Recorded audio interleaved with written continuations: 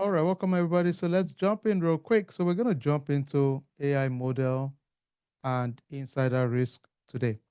So let's get into the weeds.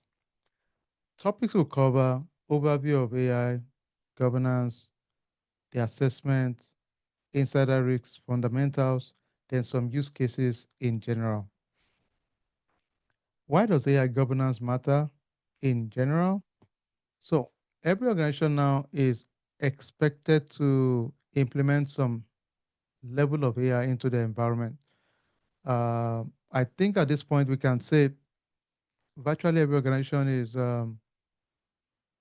exploring it. If it's not fully operational within the organization, they're definitely going through exploration phase. Now, there's also intense regulatory pressure. There's the EU AI Act that's established. There's GDPR implication if there is a privacy concern around AI. There's the NIST AI Risk Management Framework that was also implemented recently. So there's a lot of pressure from regulators, state actors at the local and federal levels, really, really proactive right now around AI. All right, quick one. What is the main goal of AI governance? Let's just juggle our brain. Why do you think we care about AI governance in general?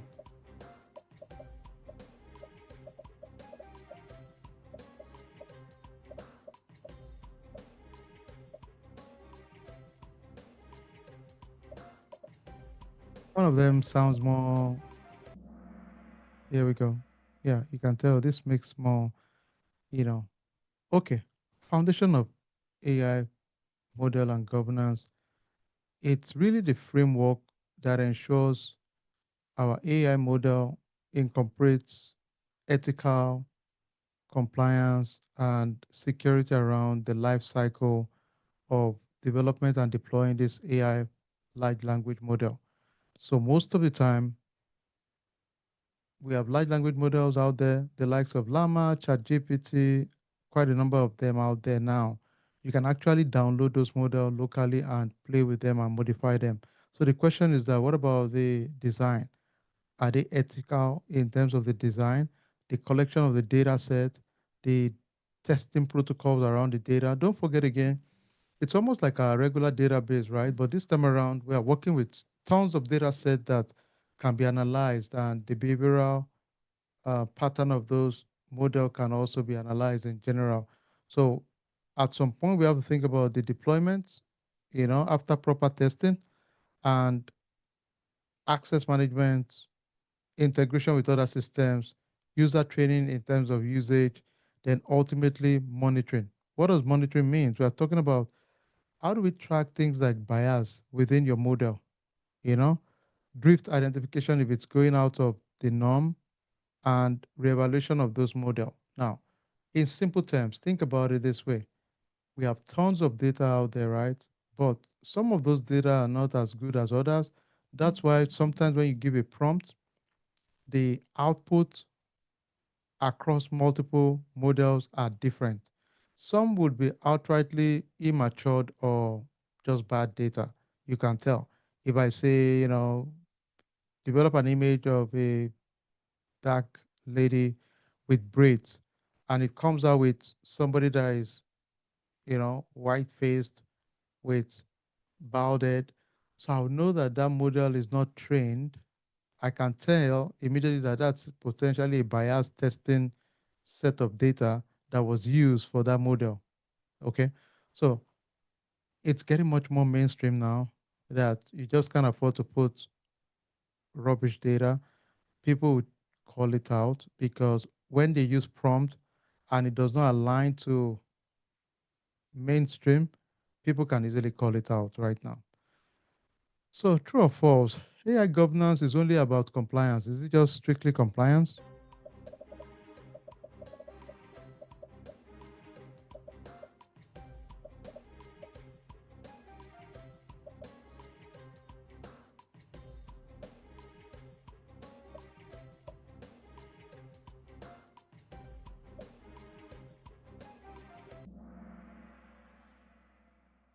All right, all right. Absolutely false. Some principles of AI governance, we stated earlier, fairness and non-discrimination. We want to make sure that individuals and groups are equitable in terms of treatment, privacy and protection. That's a big one in terms of the kind of data that is being um, processed as output. What is the privacy implication in general? Transparency and explainability, meaning the decision made by the AI model, we should be able to have clear documentation on the interpretation. Robustness and security, we want to make sure there's a firm resistance to manipulation of those data against adversary attacks and any unintended consequences across the various scenarios in general. Very soon we'll talk about some injection attack where people can potentially inject your model with bad data. And you can imagine when it comes to national security or for potential warfare, people can manipulate. So think for a second, if I have data for your grid system, for your road network system, your supply chain system, and somebody injects bad data into it, and you're using that, or let's say for defense, for your satellite imageries, for your telecommunications, for your chemical industry, for your sewer waste. So you can imagine bad data injected into it, and it's popping out series of bad decisioning that can affect your overall infrastructure as a whole. So it can be used as a weapon of attack, really. If your full environment is reliant on AI model, all a malicious actor needs to do is to pump that model with bad data. It will still be working as your AI, but with horrible data, horrible decisioning, and that can lead to a wider threat against, sometimes even against lives, really. Okay, what is the key principle of AI governance? What is the key principle of AI? Speed of deployment, data collection, fairness and transparency, profit maximization.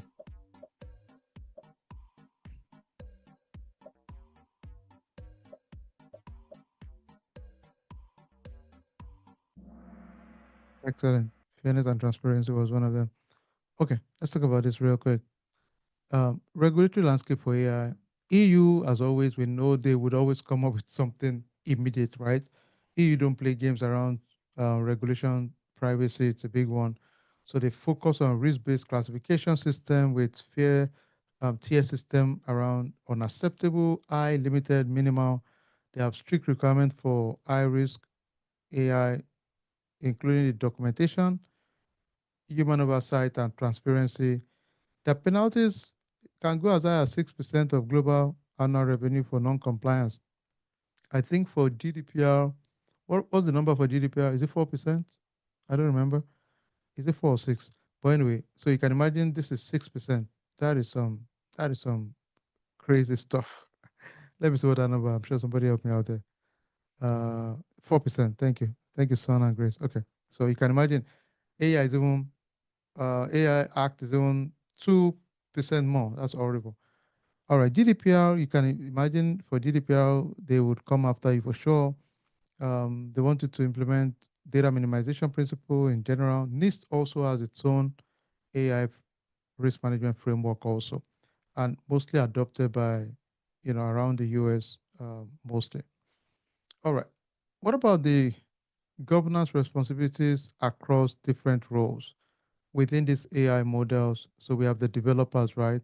So they develop and design the documentation, the technical oversight, the testing for vulnerability, reviewing the code and versioning. Deployers, folks that are actually deploying it to the production environment, they will do risk assessment, training and awareness, monitor and see if there's a potential incident, and ultimately also measure the performance.